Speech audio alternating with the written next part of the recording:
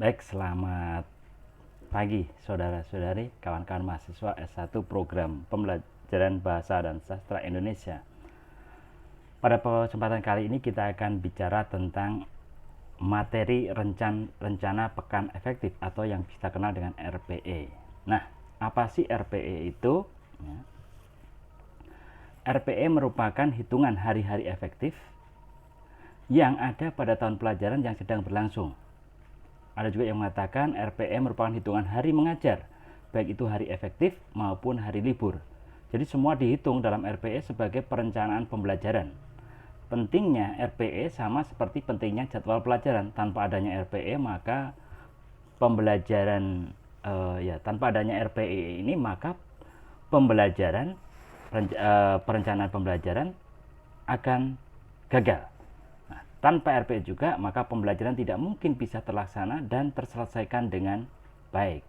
Untuk itu, seseorang harus mengetahui, karena melalui RPE ini, kapan hari libur dan kapan hari kerja dengan melihat kalender atau penanggalan. Nah, kalender atau penanggalan ini. Itulah. Jadi, RPE ini dapat terwujud, dapat dibuat berdasarkan kalender akademik. Nah, kalender akademik. Pentingnya kalender akademik dalam pembelajaran, ya, yang diterbitkan kurikulum biasanya diterbitkan oleh dinas pendidikan, pemerintah pusat atau provinsi atau kota. Mereka kemudian bisa menetapkan hari libur serentak untuk satu satuan pendidikan. Nah, permulaan tahun pelajaran berkaitan dengan kalender akademik biasanya dimulai di bulan Juli. Nah, di bulan Juli ini. Bulan Juli setiap tahun dan berakhir pada bulan Juni. Pada bulan Juni berakhir. Jadi semester pertama biasanya Juli sampai Desember, kemudian semester kedua semester kedua Januari sampai dengan Juni, gitu. Kemudian ini contoh kalender ya di bulan Januari, misalnya tahun 2021, kita bisa melihat di 2021 sebagai awal pembelajaran tahun semester genap biasanya, ya kan? Semester genap, Januari itu mulai semester genap. Kalau semester ganjil, semester 1 itu dimulai dari bulan Juli tadi. Nah, Januari berarti ini semester genap. Setelah libur semester 1 masuk bulan Januari 2000, misalnya ini 2021. Apakah di Januari 2021 ada libur? Nah, misalnya di sini tanggal 1-nya adalah hari Jumat. Karena ketika melihat kalender akademik, ya, kalender akademik itu RPE itu dihitung mulai hari Senin. Kalau liburnya hari Jumat ya tidak akan dihitung sebagai hari efektif atau tidak. Kemudian di sini misalnya jadwal guru dan staf masuk, siswa masuk sekolah tanggal 4 Januari. Nah, berarti pembelajaran sudah dimulai tanggal 4. Di sini di bulan Januari ini kita bisa lihat ada 4 pekan efektif. Tinggal nanti melihat apakah tiap sekolah masing-masing di bulan Januari itu ada kegiatan khusus. Kegiatan khusus itu misalnya ada di dalam 1 minggu itu ada rekoleksi, atau mungkin ada pelatihan dan sebagainya. Itu bisa dihitung sebagai hari tidak efektif. Nah, berkaitan dengan tadi RPE, ya, RPE itu berguna atau berfungsi sebagai rencana awal kita mau menentukan pembelajaran. Di sini berkaitan misalnya saya berikan contoh tentang distribusi alokasi waktu. Di situ ada bulan Juli, ya, distribusi alokasi waktu ada bulan Juli, kemudian ada Agustus, September, Oktober, November, Desember. Ini sebagai pembelajaran di semester awal. Misalnya jumlah minggunya di bulan Juli itu ada 4 minggu atau 4 pekan. Agustus ada 5, September 5, Oktober 5, November 4, Desember 5. Kemudian di kolom sebelahnya di situ berkaitan dengan bulan, kegiatan, dan jumlah minggu. Ini akan menentukan pekan efektif atau tidak. Misalnya di bulan Juli, ya, di bulan Juli di sini saya ada kegiatan MOS, masa orientasi siswa, selama 1 minggu, maka tidak ada pembelajaran di selama 1 minggu tersebut atau di minggu-minggu awal bulan Juli. Maka ketika bicara tentang pekan efektif, Julinya berarti tinggal 3 pekan efektif.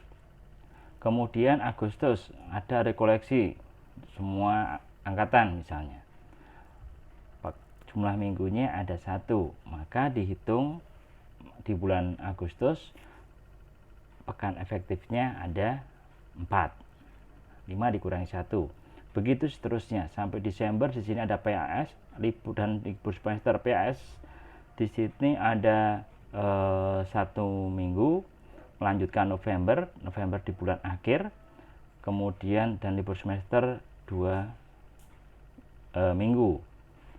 Maka di Desember ini ya, sebenarnya tidak ada pembelajaran. Kalau dihitung biasanya terus libur 2 minggu, karena 5 masih ada 2 minggu efektif. Oke. Lalu manfaat RPE. Nah, manfaat rencana pekan efektif itu apa sih? Pertama, dapat memudahkan guru untuk menyusun prota dan promes, ya, program tahunan dan program semester. Yang kedua, dapat menentukan hari-hari yang tidak efektif dalam 1 pekan, hari yang tidak efektif. Misalnya karena faktor untuk MOS, O untuk PAS, O untuk PAT, dan sebagainya tadi. Kemudian yang ketiga,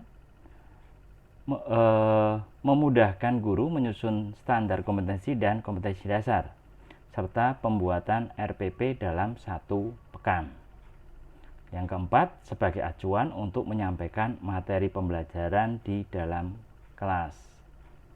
Nah, lalu komponen RPE itu apa saja?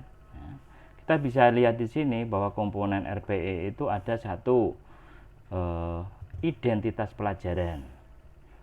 Ya, kemudian yang kedua ada perhitungan alokasi waktu. Yang ketiga ada distribusi alokasi waktu. Oke. Kita akan lanjut ke identitas pelajaran sebagai komponen pertama. Di dalam identitas pelajaran ada 1 satuan pendidikan, ya, komponennya ada satuan pendidikan. Kemudian ada unsur berikutnya yaitu mata pelajaran. Satuan pendidikan itu nama sekolah, sekolahnya apa, SMP, SMA, atau apa, SMA-nya mana. Kemudian yang kedua berkaitan dengan mata pelajaran. Mata pelajarannya apa, bahasa Indonesia, ya jelas. Ya. Kelas berapa, misalnya kelas 12, program IPA atau IPS. Kemudian semester berapa, semester 1 atau semester 2, ganjil atau genap. Kemudian tahun pelajaran misalnya sekarang ya 2021-2022. Itu identitas pelajaran yang ada dalam komponen RPE. Kemudian komponen kedua tadi perhitungan alokasi waktu. Di dalam perhitungan alokasi waktu, unsur-unsurnya ada berkaitan dengan jumlah bulan dalam tiap semester. Nah, jumlah bulan dalam tiap semester selalu tetap, yaitu 6 bulan per semester. Dengan rincian semester ganjil dari bulan Juli sampai dengan Desember dan semester genap dari bulan Januari sampai dengan bulan Juni. Kemudian yang kedua,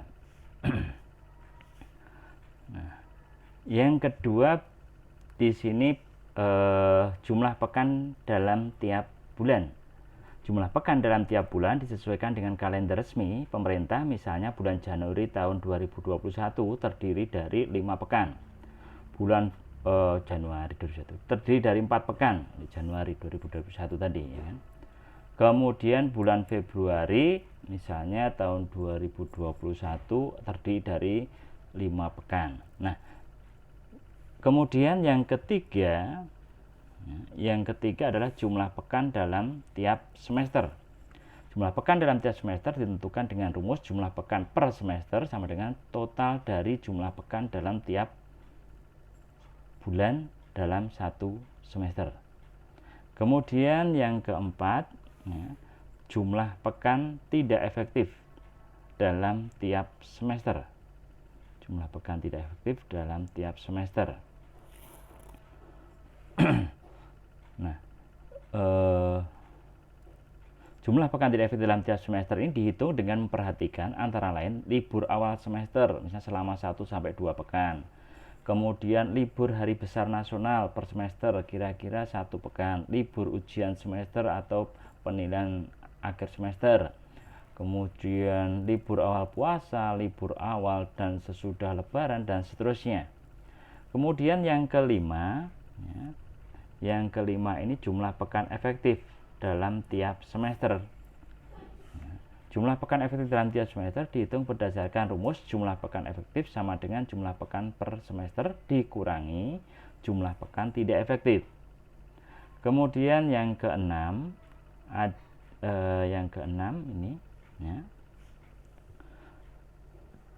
jam pelajaran tiap pekan.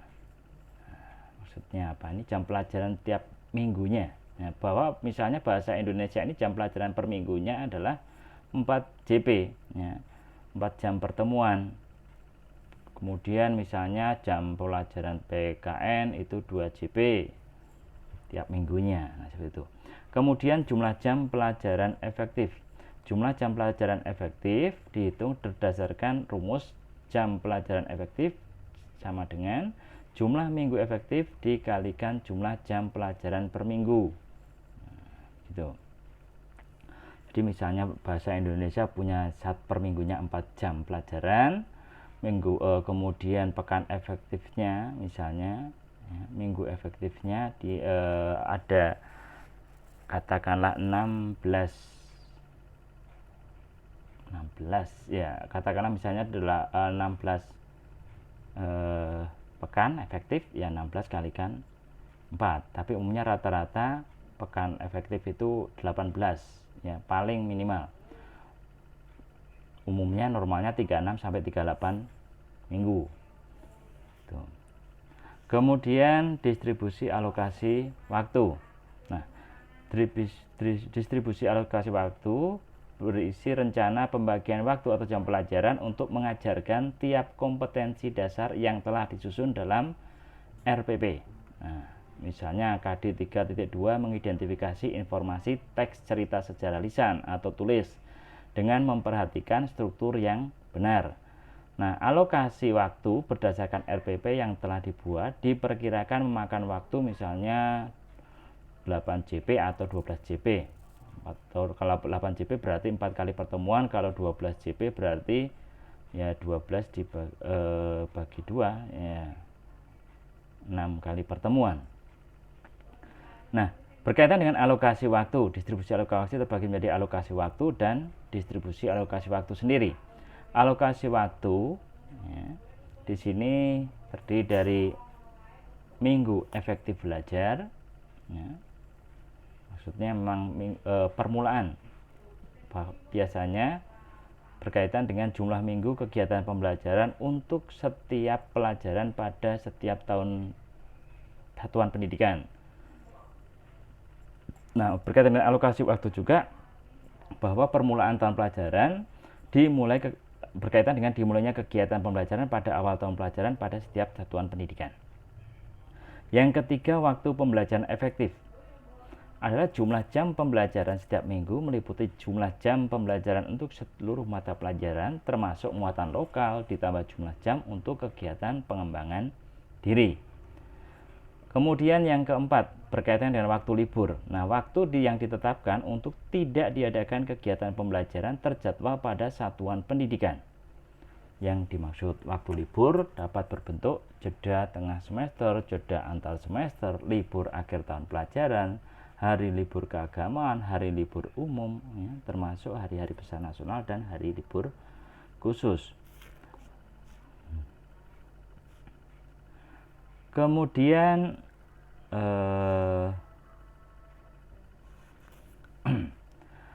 Distribusi alokasi waktu. Nah, distribusi alokasi waktu ini